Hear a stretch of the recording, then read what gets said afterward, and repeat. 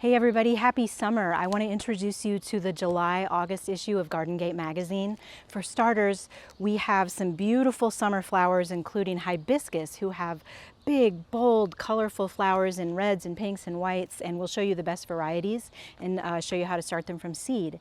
And then on the other end of the spectrum, because hibiscus need a lot of water typically, on the other end of the spectrum, we have 6 drought-tolerant perennials that won't require much care from you in the summertime. Summer is also prime cut flower season, and we'd like to introduce you to the varieties that are best to grow for easy drying.